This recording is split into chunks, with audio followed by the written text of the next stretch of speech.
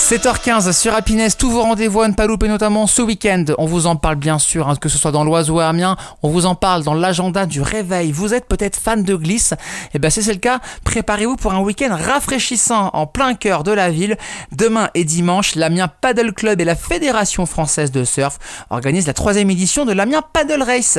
Dès samedi, le Parc Saint-Pierre sera le témoin d'un show exceptionnel avec une course également exceptionnel qui vous promet bien sûr de vous en mettre plein les yeux.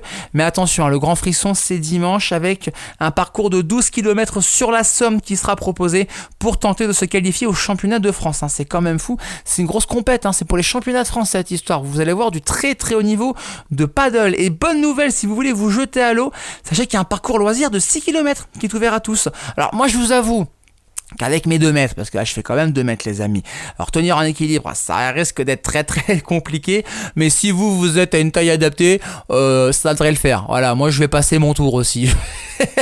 Mais je vous admire et je vous applaudirai aussi, ça c'est le plus important. Événement totalement inclusif également à préciser, ouvert aux personnes en situation de handicap avec du matériel adapté mis à disposition. Rendez-vous ce week-end à Amiens pour ce 3e rendez-vous de l'Amiens Paddle Race, c'est à ne pas louper bien évidemment dans notre belle ville amiénoise.